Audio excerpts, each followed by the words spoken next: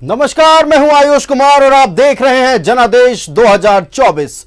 लोकसभा चुनाव का बिगुल बज चुका है। सभी दल रणनीति बना रहे हैं। वादे और दावों का दौर भी तेज हो चुका है। बीजेपी ने उम्मीदवार के नाम का भी ऐलान कर दिया है। रांची सीट पर एक बार फिर संजय सेठ पर भरोसा जताया गया है।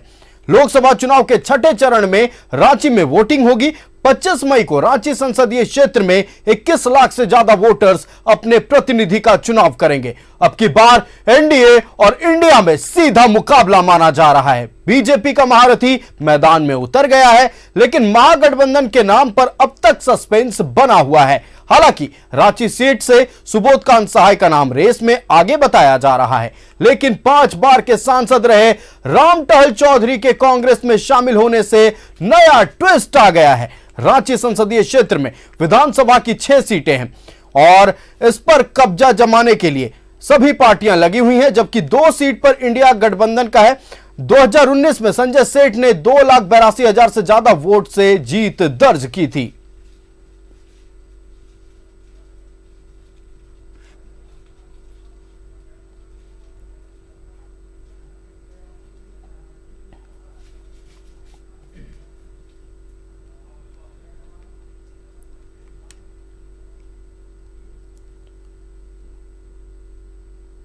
तो चुनावी रणभेरी बज चुकी है। जनता के आदेश का सभी राजनीतिक पार्टियां इंतजार कर रहे हैं और सीधे जनता से बात करने के लिए रांची लोकसभा क्षेत्र के मैदान में उतर चुकी है हमारी संवाददाता सुष्मिता। रांची लोकसभा क्षेत्र की जनता क्या कह रही है? क्या इस बार फिर मोदी की गारंटी पर भरोसा जताएगी या राहुल गांधी की गारंटी पर एक बार फिर मन ललच रहा है जनता का?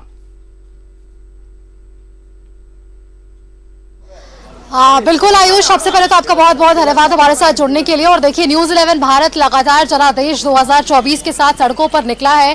कई मुद्दों पर हम लोगों से बातचीत कर रहे हैं और उनसे जानने की कोशिश कर रहे हैं कि इस बार लोकसभा चुनाव में क्या कुछ आम जनता की मुद्दे रहने वाली है। उससे पहले आयुष, आपका एक और जो है वो ध्यान आकृष्ट करना चाहेंगे कि देखिए, गारंटी वर्सेस गारंटी की लड़ाई खूब हो रही है। आप और हम यदि कुछ खरीदने जाते हैं तो हमें किसी सामान के साथ गारंटी और वारंटी दोनों मिलती है, लेकिन यहाँ 5 सालों की वारंटी और गारंटी सरकार के हाथों में जनता किसकी ताजपोशी करेगी, ये देखना बेहद दिलचस्प होगा। और हमारे साथ कुछ लोग हैं, कुछ महिलाएं हैं, कुछ पुरुष हैं और कुछ युवा भी हैं, जिन पर हम बातचीत करेंगे कि इस बार चुनाव में क्या कुछ इनका मुद्दा रहने वाला है लोकसभा के चुनाव को लेकर और किन मुद्दों के आधार पर इस बार जो है वो वोटिंग होने वाली है। कैसे देखते हैं इस बार के लोकसभा के चुनाव को? क्या मुद्दा होने वाला है? किसे इस बार आप जो है अपना पसंद बनाने वाले हैं? देखिए, जो पूर्व की सरकार ने काम किया है तो मेरे हिसाब से लगता है कि ये पुनः फिर से स्थापित होगा सरकार और फुल बहुमत के साथ पूरा देश का जनादेश उसके हाथ में है और निश्चित रूप में फिर से इस देश के प्रधानमंत्री नरेंद्र मोदी बनेंगे। तो देश का जनादेश वापस से प्रधानमंत्री के हाथ में कहना चाह रहे हैं? नहीं, देखिए, बोलने से ये सब चीज होता नहीं है। देखिए, जो प्रधानमंत्री का जो कार्यकाल था, आज आप देख रहे होंगे, आज किसान सड़क पे है, आज छात्र सड़क पे है, तो इस आधार पर हम ही नहीं बोल सकते कि प्रधानमंत्री जी फिर से आएंगे। तो छात्र सड़क पर है, इसके जिम्मेदार कौन है? इसका जिम्मेदार सरकार है। कौन सरकार? किस सरकार की बात करें? अगर राज्य की बात करेंगे तो जो वर्तमान में सरकार है वो उनका जिम्मेवार है। तो केंद्र में इस बार वोटिंग होगी, किन मुद्दों के आधार पर आप जो है अपने सांसद का चुनाव करेंगे? इस बार संसद का चुनाव देश हित में हम लोग करेंगे। आज के जो माननीय प्रधानमंत्री जो हमारे हैं वो देश हित में काम कर रहे हैं और उसी के आधार पर उनको हम लोग इस बार फिर से। क्या लगता है कि संजय सेठ जो है इस बार के बीजेपी या फिर एनडीए के उम्मीदवार हैं? आईएनडीआई ने अब तक उम्मीदवार की घोषणा नहीं की है। क्या मोदी के चेहरे को देखकर संजय सेठ जी को वोटिंग मिल रही है? नहीं, वैसी बात नहीं है। देखिए, वोट का अभी लोकतंत्र अभी चला है, उसमें कांग्रेस का अपना मुद्दा है, बीजेपी का अपना मुद्दा है और वोट जो है वोट मारने जाता है तो उसको पता नहीं चलता है, वो साइलेंट वोट मारता है। और साइलेंट वोट आपका क्या कुछ मुद्दा रहेगा इस बार? मेरा मुद्दा रहेगा कि जो विकास करेगा उसी को हम लोग वोट देंगे। कौन विकास कर रहा है इस बार? जरूर इस बार हमको लगता है कि फिर से नरेंद्र मोदी इस बार फिर। किन मुद्दों के आधार पर वापस से खूब बातें हो रही है कि वापस से नरेंद्र मोदी, वापस से नरेंद्र मोदी? क्या मुद्दा रहेगा? ये 70 और 10 का हिसाब है देखने का। जिनके हाथों में इतने साल की सत्ता थी और ये 10 साल की सत्ता के हिसाब से देखे क्या होता है। चलिए 10 साल की सत्ता के हिसाब से अगर देख रहे हैं तो इस बार क्या लगता है, वापस से परिवर्तन होना चाहिए या फिर भरोसा? भरोसा है मोदी जी पे। क्यों भरोसा, क्या मुद्दा है? वो सारे वर्ग को लेके चलते हैं, किसी भी कौन से वर्ग, क्या कुछ उन्होंने किया हमारी जनता को, एक बार बताइए थोड़ा। देखिए सारा वर्ग लेके चलते हैं। राशन ही देख लीजिए, आज हर घर में राशन पहुंच रहा है। राशन की बात हुई है, कुछ महिलाएं हैं यहाँ पर, इनसे बात कर लेते हैं। राशन कहते हैं कि बीजेपी सरकार केंद्र से पहुंचा रही है, राशन पहुंच रहा है आपके घर तक सरकार? हाँ, राशन पहुंच रहा है सरकार की तरफ से। और कौन कौन सी सुविधाएं आपको मिल रही है? राशन का सुविधा मिल रहा है, 100 यूनिट बिजली फ्री मिल रहा है। मिल रही है बिजली? और क्या कुछ सुविधाएं मिल रही? क्या आपका मुद्दा रहेगा? साहब महिला है, घर का राशन चलाना और किचन को संभालना, साथ साथ बाहर की महंगाई को भी देखना, कैसे देखते हैं? महंगाई देखते हैं, कुछ छोटा मोटा बिजनेस करते हैं जिससे कि माँ का बीमारी में कुछ खर्च हो जाता है, लेकिन सरकार की तरफ से कोई मदद नहीं मिलता है खर्च के लिए। तो चलिए स्वास्थ्य के क्षेत्र में आप बताइए, शिक्षा के क्षेत्र में कैसा लगता है, कैसे? जीवन बीमा किया है सरकार, वो सिर्फ नाम के लिए। वो अगर हॉस्पिटल में एडमिट रही है तो बस सिर्फ एडमिट का ही, लेकिन दवा का खर्च नहीं देता है। दवा का खर्च सरकार की तरफ से नहीं मिल रहा है। आप बताइए शिक्षा के क्षेत्र में कैसा काम कर रहे हैं? शिक्षा के विषय में तो बहुत अच्छा काम करे, क्योंकि हम लोग को जो भी, जैसे हम लोग ST/SC के अंतर्गत में आते हैं, तो हमारा जो स्कॉलरशिप भी होता है वो हमें मिलता है। अदरवाइज जो हमारा ये बताइए केंद्र में किसे देखना चाहते हैं इस बार? बीजेपी की तरफ से नरेंद्र मोदी जी हैं जो नेतृत्व करता है, और दूसरी तरफ INDI है जो कांग्रेस के कई शीर्ष नेता जिनमें राहुल गांधी भी शामिल है। क्या देखती हैं आप इस बार को? नहीं, मैं तो बीजेपी को ही ये सब। क्यों देखते हैं? क्योंकि ये है कि जैसे कि हमारा जो भारत है वो कुछ साल पहले बहुत पीछे था, अब जाके वो बहुत ज्यादा डेवलप हो गया है। साथ में हम सभी डेवलप हो चुके हैं उस चीज को लेके कि और आगे बढ़ने के लिए, ठीक है। और हमें एक ऊर्जा प्राप्त होती है कि हमें अपने जीवन में कैसे आगे बढ़ना है। चलिए ऊर्जा प्राप्त हो रही है, आगे कैसे बढ़ना है इसका मार्गदर्शन मिल रहा है केंद्र से क्या? जी हाँ, मिल रहा है बिल्कुल। क्या किसे देखना चाहती है केंद्र में वापस इस बार? बीजेपी। वोट देंगे इस बार? वोटर ID तो नहीं बनाया अभी, आपका एज नहीं हुआ? नहीं, लेकिन तब भी एक सोच, एक समझ किनको वोट देना चाहिए आने वाले साल में? जी हाँ, बीजेपी को ही देना। 10 साल हमने दिए हैं मोदी सरकार को, आगे 5 साल भी आप ही डिसाइड करेंगे कि किसको देना है, किसको देना है? मोदी सरकार को देना। मोदी सरकार, क्या मुद्दे रहेंगे? मोदी सरकार की खूब बातचीत है, वही हम लोग जो चीज मिला है वही फ्री, सब गैस दिया है, गैस भी मिला है, बिजली भी मिला है, आपको सुविधाएं मिली है? हाँ मिला है बच्चा को। तो देखिए आयुष, कुल मिलाकर अगर कहें तो सुविधाएं मिली है। एक सज्जन हमें यहाँ पे मिले थे जो कह रहे थे कुछ, देखिए सुविधाओं की बात हो रही है, केंद्र सरकार की बात हो रही है, कहा जा रहा है राशन तक उनके किचन तक पहुंच रहा है, लेकिन आप तो विरोध कर रहे हैं। जहाँ गैस का बात बोल रहे हैं, जहाँ 400 में गैस मिलता था वहाँ 1100 में गैस मिल रहा है।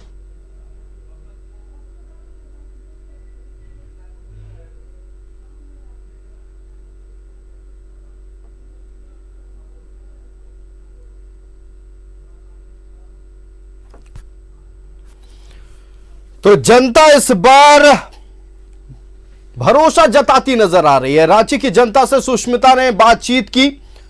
जनता का कहना है कि हमें मोदी की गारंटी पर भरोसा है, लेकिन कुछ लोग हैं जो मोदी के काम से नाखुश भी हैं।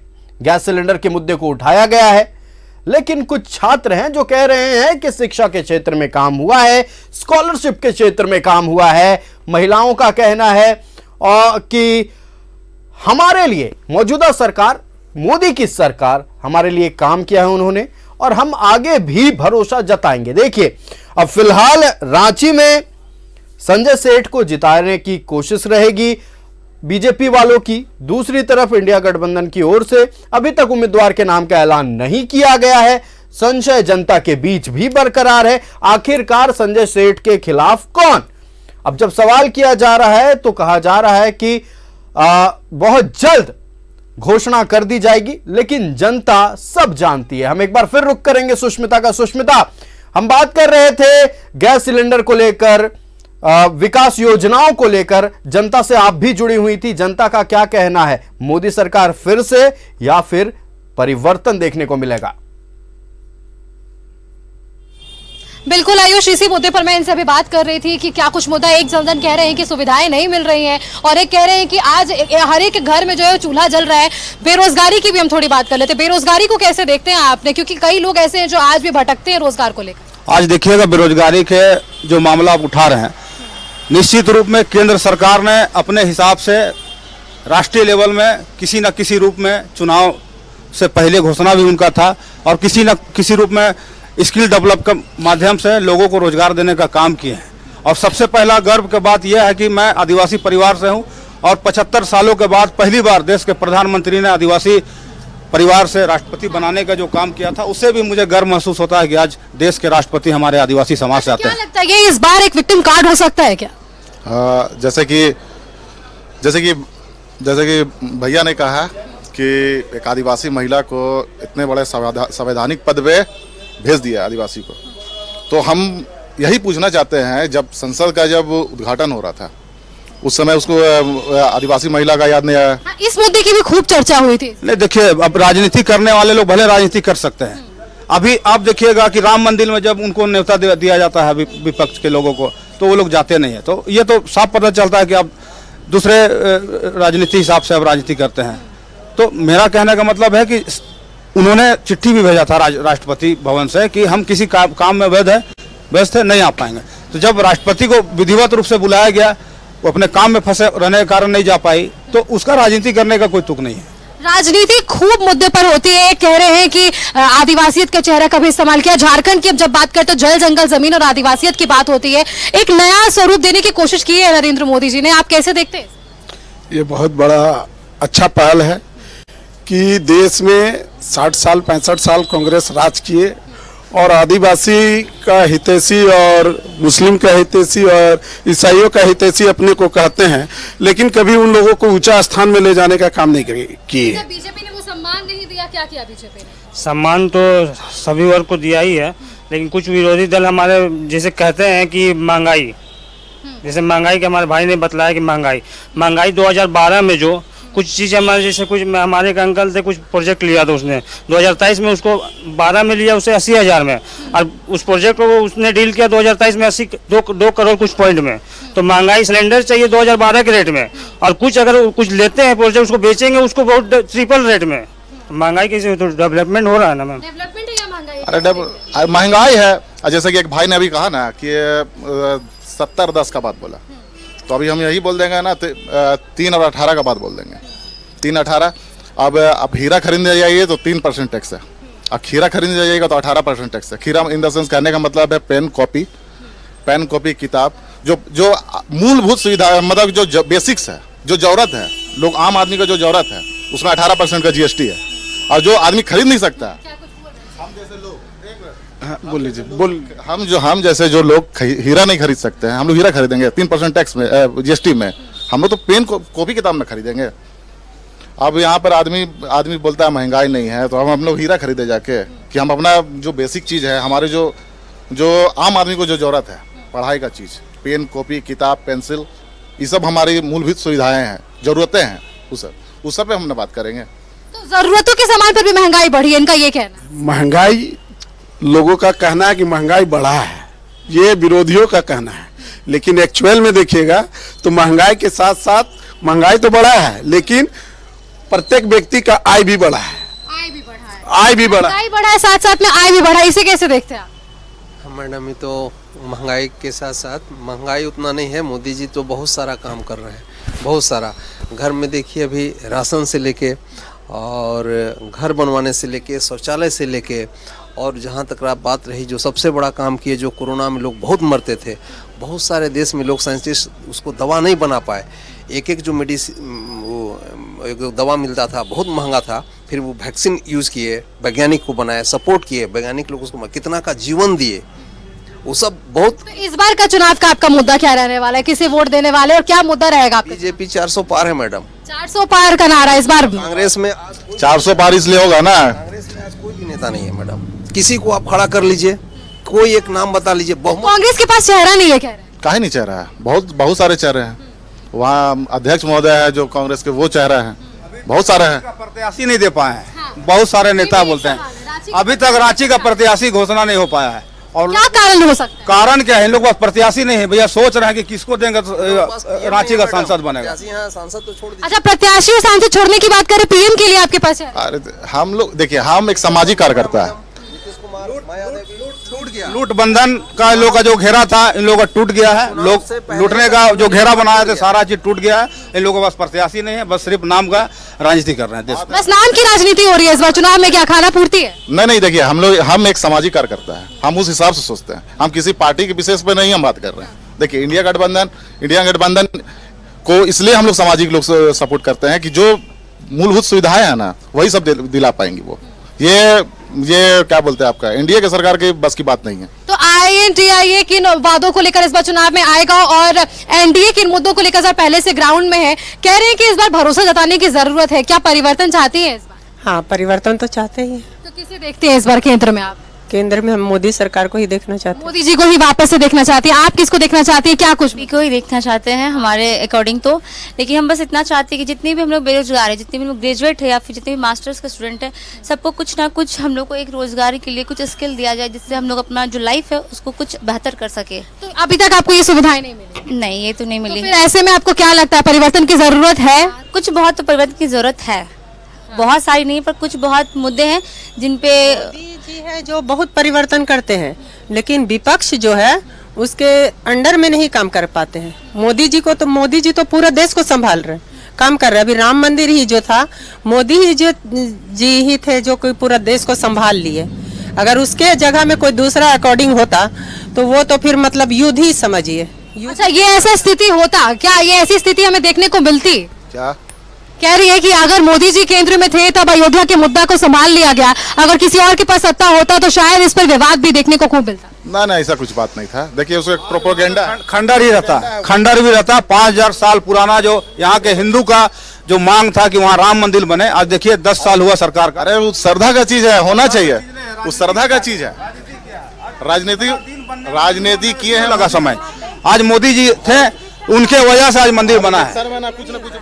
जिस टाइम कांग्रेस थे उस टाइम तो राम मंदिर बन जाना चाहिए था, तो उस टाइम राम मंदिर क्यों नहीं बना? वहाँ खंडर क्यों रहा? जब हमारे प्रधानमंत्री आए तब जो राम मंदिर हम लोग के यहाँ आया, हाँ, उस टाइम निःशुल्क ना राशन मिला, ना गैस मिला, ना कुछ मिला, सिर्फ घर में लकड़ी चूल्हा यही सब बना। जब मोदी आए हमारे तब हम लोग गरीब लोग को सब चीज मिला। यहाँ तक बिजली का सुविधा मिला है, वो भी फ्री मिला, वो भी हम लोग को बिजली का सुविधा मिला। जो हम लोग लेडीज सोचते थे अरे कहीं यूनिट ज्यादा मत उठ जाए तो हमारे घर खर्चा बढ़ जाएगा, मगर आज हम ये गर्मी में सोचते नहीं पंखा चलाएंगे क्योंकि मोदी जी हमें 100 यूनिट माफ किए हैं। तो इसीलिए हम चाहेंगे कि हमारे यहाँ अभी भी देश में सिर्फ मोदी ही आए। तो चलिए मोदी जी पे वापस से भरोसा जता रही है। और इस बार देखिए मैनिफेस्टो जो आया साफ तौर पर कांग्रेस में जी कुछ कह रहे हैं। हाँ। मोदी जी को 400 से आगे बढ़ाना है हम लोगों को, चाहे किसी भाव से ही बढ़ाएं हम लोग। क्या भाव है आपके मन के भीतर? भाव है मोदी जी को ऊपर ले जाना है, जितना जल्दी ले जाएं। क्या मुद्दे रहेंगे? किन मुद्दों के आधार पर आप उन्हें? हमारी जो है ना बाजार में जिस तरह की कार्यक्रम चल रही है उस हिसाब से कोई ऐसे सज्जन नहीं है जिनको वोट देकर के हम अपना कार्यक्रम को संपन्न करवा सके। विपक्ष के पास कोई चारा है? नहीं, कोई चारा नहीं है उनके पास। अगर इंडिया तेल डीजल सब जगह 400 पर, वो अंकल का ठीक है। सारे प्रत्याशी डर रहे हैं, प्रत्याशी बहुत है लेकिन कोई लड़ने के लिए आगे नहीं आ रहे हैं। क्यों नहीं आना चाह रहा? नहीं आ रहे कि सब जान रहे कि हम लोग को हारना है, तो क्यों पर ये हार पहले से सुनिश्चित है, कॉन्फिडेंस है बीजेपी के लोग। ना हम प्रत्याशी नहीं है। हम बार बार बोल रहे हैं कि बात, हम सामाजिक कार्यकर्ता, हम प्रत्याशी नहीं है। जो अंकल बोल के गए ना कि 400 पार सब होगा, अब देखिएगा ना तेल भी 400 पार हो जाएगा, डीजल सब 400 पार हो जाएगा, तो 4000 के जगह में 40,000 महीना भी आएगा। तो चलिए ये कह रहे हैं कि अगर महंगाई बढ़ेगी तो रोजगार भी बढ़ेगा। 1700 रुपया महीना मिलता था तो उस टाइम चावल का भी रेट कम था, अभी हम लोग को ज्यादा मिल रहा है तो चावल का भी रेट ज्यादा है। तो उस हिसाब से तो हम लोग जब लॉकडाउन था तब तो कोई सरकार नहीं आया, कोई सरकार नहीं आया। यही मतलब इस मोहल्ला में या तो बबलू भाई या सबलू भाई, यही दो लोग यहाँ काम किए, जबकि गरीबों को, इतना गरीब को मोहल्ला को तो मिला ही। तो सुष्मिता आपका हमारे साथ जुड़ने के लिए और रांची लोकसभा क्षेत्र की जनता की आवाज पहुंचाने के लिए बहुत बहुत धन्यवाद। तो दो तरफा बातें।